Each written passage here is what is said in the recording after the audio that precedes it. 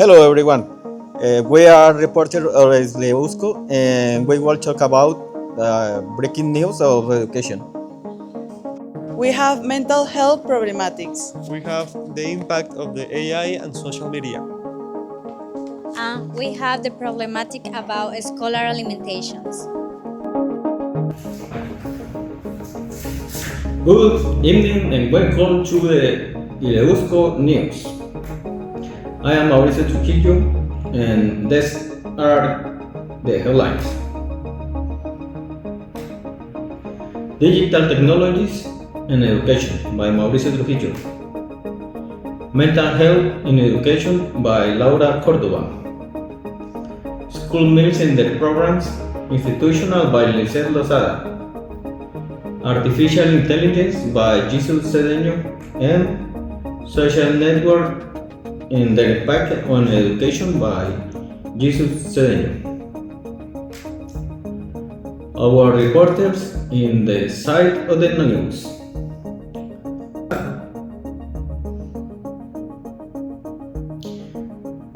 Mental health in education,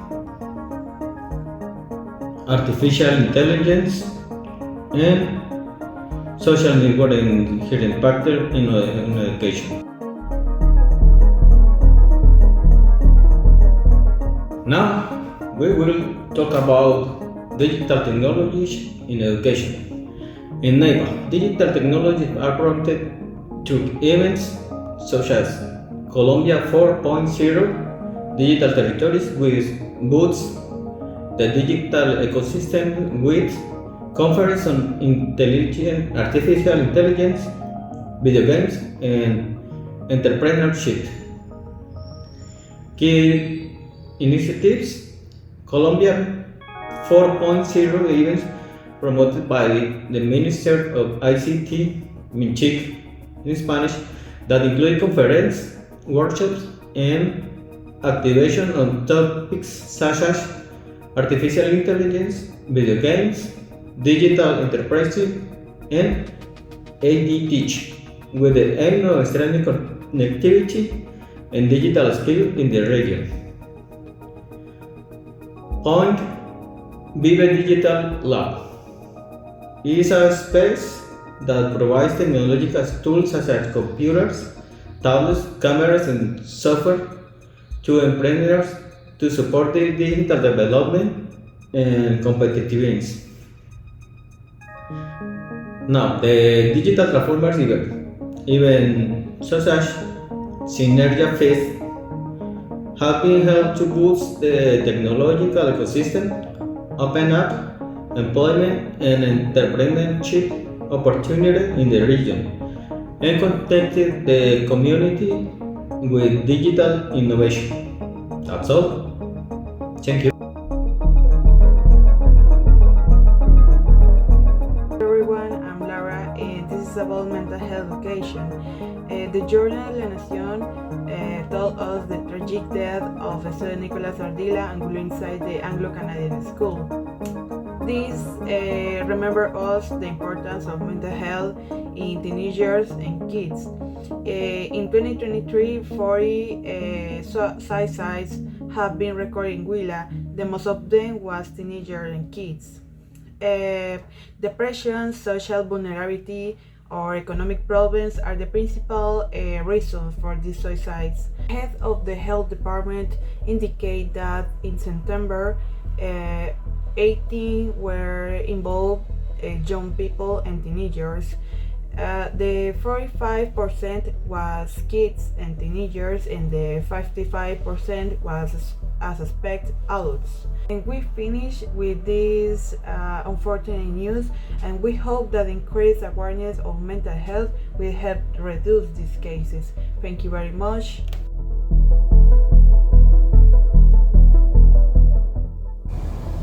Hello, we're here with Valentina. Yeah, and I have some questions for you. First question: how did hybrid learning affect students' mental health? Ok. Siento que la educación híbrida, o bueno, la forma en que se llegó a utilizar no fue de la más conveniente porque no existió como una especie de proceso para que los estudiantes se adaptaran o se lograran adaptar a este tipo de, como de cambio, ¿no? Y fue un cambio súper drástico. Puede que haya dejado secuelas como muchos chicos con ansiedad que les genera cierta pues incertidumbre tener como que cumplir con ciertos parámetros. También el aislamiento social fue bastante marcado porque al ser clases en línea son clases como muy cerradas, como muy personales, entonces como que no hay un contacto directo ni con el docente, ni siquiera con la institución, o sea, simplemente es algo ahí como muy aislado y eso generó de cierta forma que actualmente muchos chicos prefieran estar aislados a estar como compartiendo. Tampoco es que fuera un problema no compartir, solo que simplemente lo llevan a un extremo de que directamente ya no salen o no socializan, ¿sí? Lo cual pues sí puede llevar a otras enfermedades mentales como la depresión o chicos que directamente se vuelven aún más ansiosos y no saben por qué están tan ansiosos, entonces es por ese tipo de cosas. This is the third question. Okay. What is the psychological development of students in NEIVA from kindergarten onwards? Okay. Yo siento que los niños desde muy temprana edad se les está induciendo a educarse a la educación y eso está muy bien. Sin embargo, pienso que pues inducirlos a muy temprana edad también les genera tal vez en un futuro que no logren adaptarse de cierta forma, porque los niños tienen procesos de infancia, tienen procesos de psicología, tienen procesos de aprendizaje y hay procesos de aprendizaje específicos que se hacen en edades específicas, no desde una edad tan temprana como a veces las guarderías acá en Neiva pues lo permiten ingresar al niño. Y también está el hecho de que muchas de las guarderías acá en Neiva, las personas encargadas de darles esa primera educación no están capacitadas para hacerlo. Muchas de las personas, ya sean hombres o mujeres, no cuentan ni siquiera con un título de pedagogía infantil, que debería de ser lo mínimo para enseñarle a un niño, ¿sí? Entonces siento que tal vez está un poquito flojo en ese sentido y puede ser algo malo para tal vez un futuro. Okay. Thank you for answering the question very much. Hi Laura, thank you. From Neiva, this picture is shared to some parent or family that show the complaint spoiled food of pie from Neiva schools. Report that fruit and vegetables in Neiva schools with kitchen in poor condition. Some organizations confirm this spoiled food and say have worms with worms. What happened? An unpleasant color. Oh my god. During inspection by PIE from Institution Jose Maria Carbonell, find these problems, and some people who work in this institution say have problems with frigers and problems to access to aliments from coming to PIE. I don't know what happened this. The Secretary of Education, Lady Hara, give information with these irregular detectables and action doing for solve these problems. This is all today. Thank you. Tell me what happened to you, Jesus. Hello everyone. In this moment I talk with Jesus Charri. Okay, he is a student. In this moment, I ask you 3 questions. First, how is important your school nutrition? What was your experience like? Bueno, yo pienso que la nutrición académica desde un inicio es importante porque desde los primeros momentos de la etapa juvenil es donde se requiere más energía y más proteína. La vida que yo tuve en la escuela, digamos que fue un poco más ortodoxa, porque digamos que no tenía un balance energético adecuado, ¿sí? Tenía muchas harinas, manejaban mucho pan, avena, todos los días era avena y no había un cambio radical de alimento, ¿no? Entonces cambió totalmente la dieta alimentaria. And number 3. The question number 3 is, what change would you suggest to school meals and technology use? Uy, una propuesta que siempre he puesto a la educación es que los colegios se pudieran reorganizar de tal manera de que cada uno tenga como una cierta especialización. En ese caso, si un colegio se fuera a especializar en tecnologías, que ese colegio enfocara en la tecnología, sí. Si se va a enfocar en ciencia, entonces que comencemos a estudiar parte de tecnología de la ciencia y conforme a la alimentación cambiar el sistema balanceado que tenemos. O sea, no sé si es por el subsidio, pero lo que comemos casi todos los días es lo mismo. Entonces yo diría que cambiar eso. Okay. Thank you, Jesus, for your attention. This is all in reporting ILEUSCO. What worries me the most about the future of education is that students might become too dependent of AI for very simple tasks like submitting a text, reading, doing research, or solving math problems. Many people rely too much on these tools and stop using their own skills, which makes them weaker over time. At the same time, I'm curious and excited to see how teachers will find ways to detect or prevent the use of AI in students' works. It's also interesting how sometimes students don't even use AI and it still say they did. I found that really interesting and I'm excited about that. It could be an artistic tool that helps students when they want to take a breath from their homeworks or activities.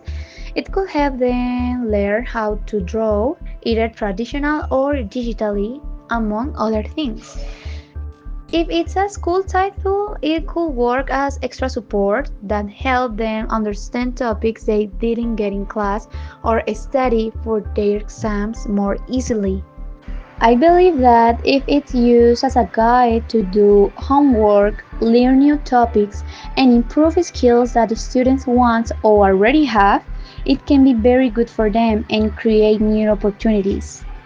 I have only noticed this change with one teacher who gave us an artificial intelligence tool to help us learn how to build our arguments when dividing. I think it's good because most of us have some difficulties creating our devolving arguments and thesis statements. I think AI is changing the way children look for information for their homeworks compared to when I was in school. Most of them just search on ChatGPT and write the first things they find without checking if it's correct. One of the most useful social media that I'm currently using that social media because I really enjoy what I have learned there and the way you can connect with with people there. It's Reddit. There's some forums. There are some forums where you can join and share with people that you share likes or passions. So that I think that's the better social media. I think that an institution as a university can hardly affect or even modify the way that students use social media as studying or something like that. I think it's pretty difficult, but if it were the case, I would say that probably the university could foster or offer to the students, safe zone to students to share ideas, start debating events or whatever. I don't know. Sometimes when I'm trying to study for a incoming exam or something like that, or even in class, mainly I don't really like or get distracted when I receive some pop-ups from my phone, because those notifications or even advertisement while I'm trying to study, watching a video, for example, can distract me, leading me to probably get bored or even changing my plans. Even if, for example, if I watch an interesting ad, I will probably try to search more information about it.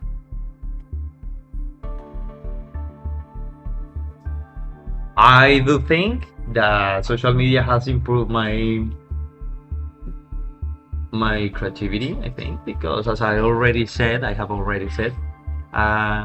sometimes I can learn some new words, new perspective.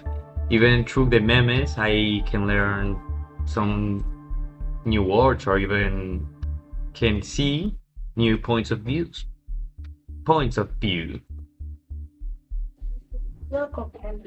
Social media effects, I think that improve my communication, because through social media I have learned some new words, for example, that I think that I will never learn at the university. For instance, I'm studying a foreign language bachelor, so the language that I have been acquired along the bachelor is pretty formal, but I think sometimes that formal language can be I don't feel it's appropriate sometimes to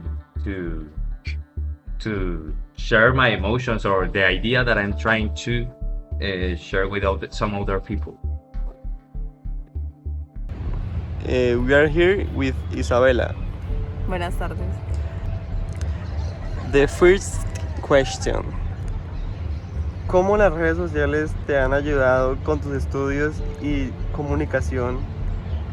Yo creo que las redes sociales no me han ayudado para nada en mi estudio. O sea, si estamos hablando de Instagram, TikTok, Facebook, siento que son redes donde si tú quieres adaptar el algoritmo a que te muestren cosas solamente relacionadas a tu carrera, o que la mayoría sabe sobre eso, es muy difícil, porque pues uno se deja llevar como por lo efímero, lo dopaminérgico, y termina viendo muchas bobadas, por así decirle.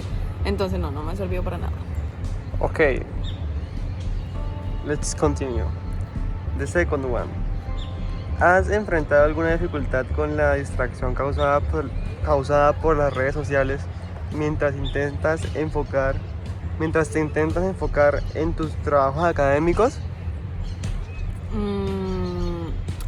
Sí, a veces, no es muy común, pero pues a veces, digamos, en medio de una sesión de estudio, pues llego y empiezo a ver reels, y ya después de eso me cuesta más concentrarme, porque creo que después de haber visto tantos videos, lo que estoy haciendo me parece aburrido, me cuesta trabajo estudiar o hacer un trabajo.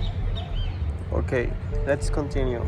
The third one: ¿sientes que las redes sociales han incrementado tu motivación o creatividad en tus tareas y o proyectos? Si es así, sí o no, dame un ejemplo. No, como dije anteriormente, pues no miro contenido que me aproveche, entonces no logro como sacar ideas de ahí. Okay, let's continue with the fourth one. En tu opinión, ¿qué puede hacer la universidad para promover la responsabilidad en el uso de las redes sociales sobre los estudiantes? Yo creo que lo único que ellos pueden hacer es quitarnos los teléfonos en medio de clases, porque digamos no pueden intentar concientizarnos del uso, pero pues no es una estrategia como tan factible. Yo creo que es mejor que a la hora de ingresar a clase nos quiten los teléfonos, porque uno siempre tiene la tentación de agarrar el celular y se distrae, no presta 100% atención a la clase. Okay, thank you. Let's continue with the last one. ¿Qué red social consideras que es más útil para tu aprendizaje? Creo que más útil, yo creo que X, porque el hecho de que la gente comente, comparta sus ideas, hayan debates, fomenta un pensamiento crítico. Okay, thank you.